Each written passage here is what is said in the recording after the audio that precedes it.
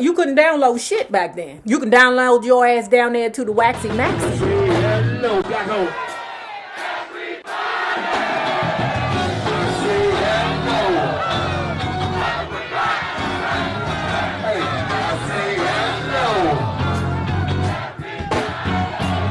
See this brother winning, man. Hey, look, what is it, win, baby? What is it, win, baby?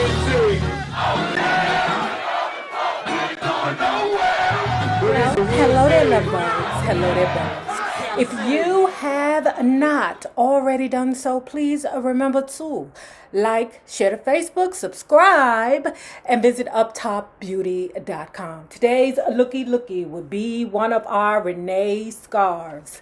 Won't you go on over there and check it out? And if you are not already a part of our book club, please hit the Patreon link below and or the join button here on the YouTube. And for a small monthly fee of $5, you babies, yes you, can be privy to all the shenanigans before the YouTube gets it, if the YouTube gets it. Now, let's talk about Mariah Carey. Bobby Brown was around, and I don't know what else was going on, but that wasn't my business. Girl, why Mariah so shady? She is shady as hell. You know what the hell was going on, but okay. You know, you probably don't want to be like, child, they was over there in the corner and they was fucking and sucking all over each other and the pipe. Girl, why even mention it if you ain't gonna get into it, girl? Mariah Carey is real strategic with her words in this book, okay? So she must respect Whitney Houston enough and Bobby the Brown enough to not delve into their situation. I just know we had fun and laughed a lot. Doing the video was great fun too. We had many incredible moments together. Every day we spent together was special, and I'll always cherish the memory of that time and of all that she left behind. Rainbow was released the following year and was a very different endeavor than the number ones, which was a compilation album. It was much more involved. For obvious reasons, there was a huge push to get it done. So I wrote and recorded Rainbow in 3 months. We put out the greatest hits album for Columbia in 2001. It was a double album which included the commercially successful hits and some personal and fan favorites like Underneath the Stairs and my duet with the truly legendary Luther Vandross. A remake of Endless Love. Two hearts that beat as one. My life has just begun. Say what you want to about D. Diana. She might not be the best singer in the world, but that bitch gets it done. But we ain't talking about Diana and Lionel. Okay, right now we talking about Mariah and Luther. Luther Vandross is one of my most favorite male singers of all time. Now, Patti LaBelle, you old shady bitch. Because you know you shouldn't have told Bravo Andy, of all people, that Luther Vandross had a boyfriend for years. My last album for Columbia, which would mark the end of my obligation to Sony, was the remixes. By the time it came out in 2003, Tommy had stepped down from Columbia/Sony, so I had more creative input into the album and was more invested. Good for you, girl. Ain't nothing like freedom. Okay, like getting out of jail, falling into some bugs. In the jail with these fifis and hot potatoes for so long, you know, when I get the real thing, is it going to be, you know, splendiferous? I don't know. After meeting with all the major record labels, I settled on the more electric Virgin Records, which was very artist friendly. They had Lenny Kravitz and Janet Jackson. I believed if I had enough money and marketing support, we would have success. With a fresh, historic record deal, I was about to embark on the project that changed my life. Glitter. The saga of making glitter was a collision of bad luck, bad timing, and sabotage.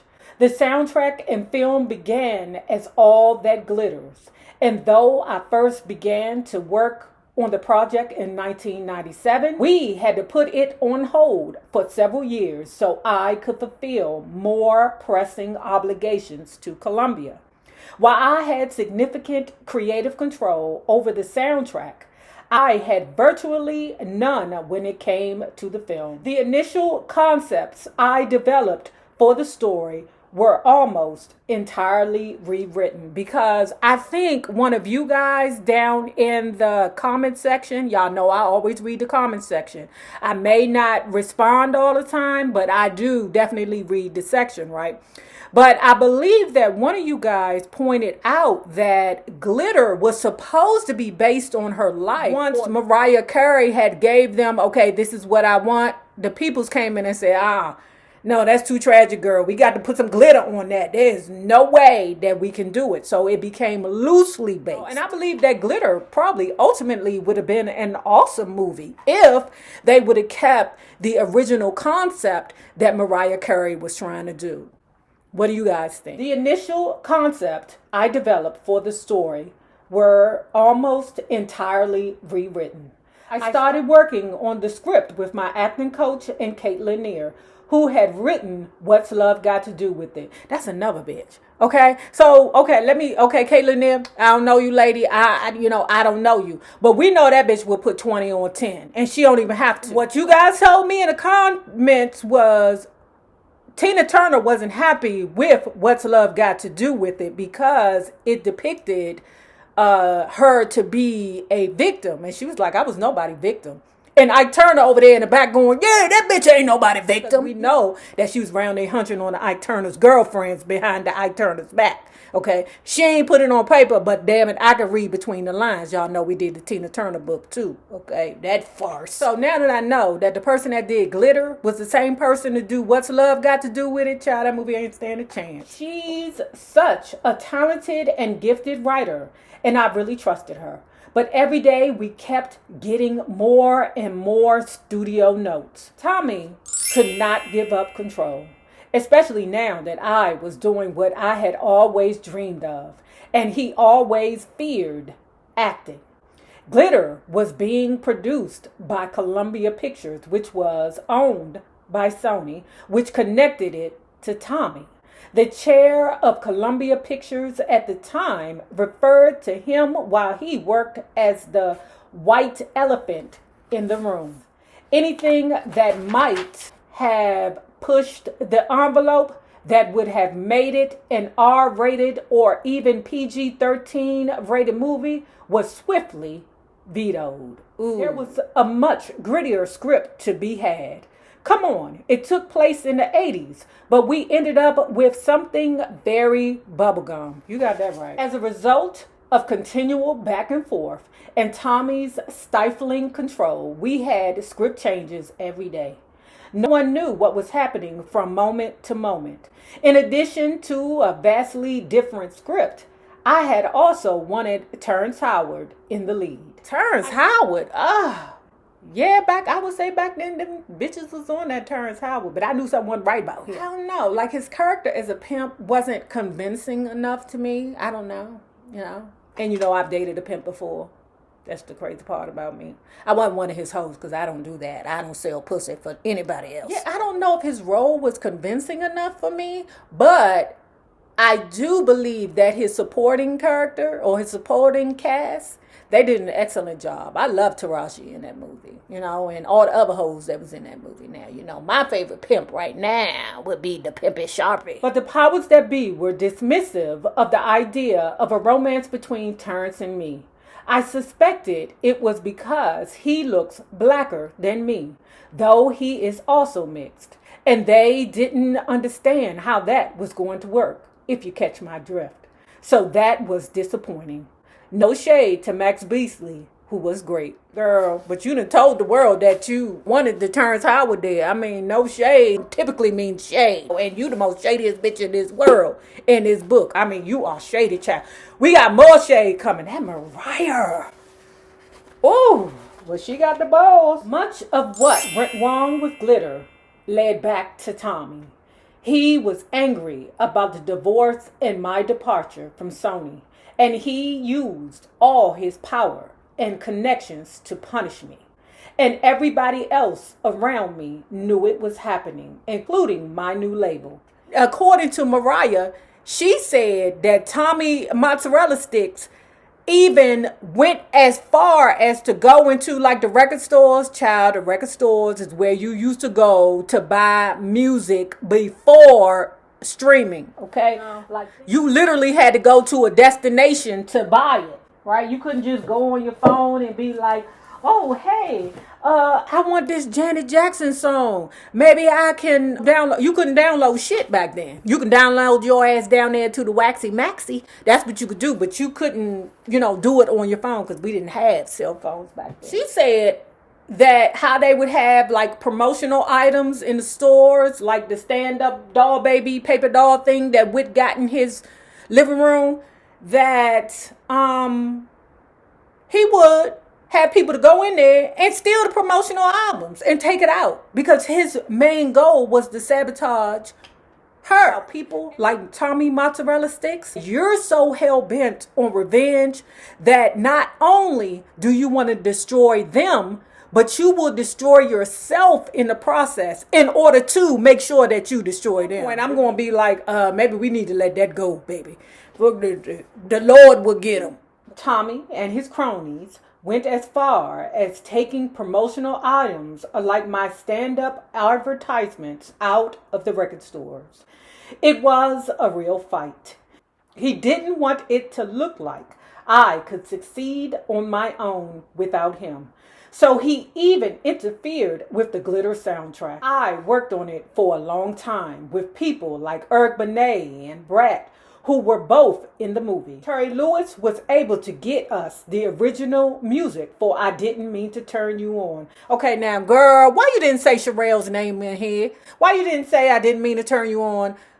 Because I'm thinking that it's either or. Because, Robert Palmer did a version and Sherelle did a version. I let you take me out. Hey, I knew what you were all about, but when I did, hey, I didn't mean to turn you on. Terry Lewis was able to get us the original music for I Didn't Mean to Turn You On, since he and Jimmy Jam produced it, of course, and having Rick James, who required a white suit, a white limo, and perhaps some other white, what's this word right here?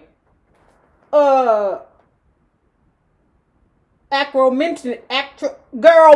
mean booger sugar. The whole experience felt like a dream.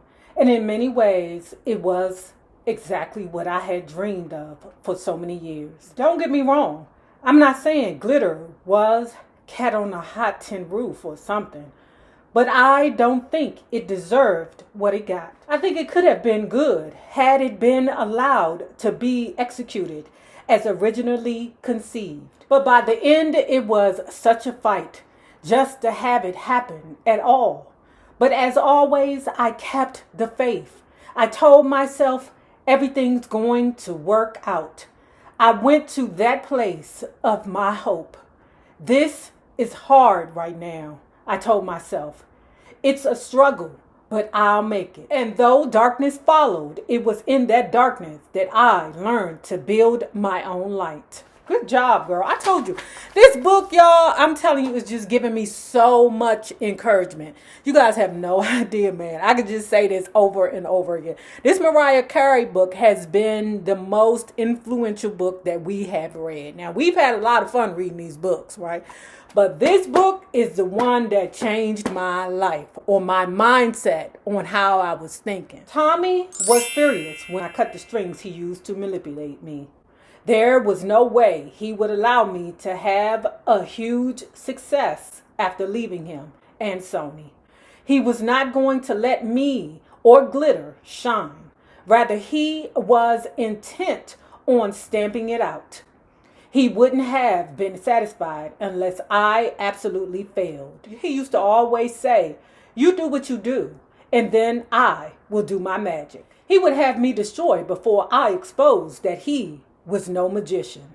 If the Glitter soundtrack had been a monster hit, He was not indispensable. To add to his fury, he knew I just negotiated the largest cash record deal to date. And my family knew too. But more on the later side. And on top of it all, I was making a movie, something he forbade when we were together. And that meant my career was expanding, which made him feel like he was shrinking. He had already been publicly humiliated when I left him.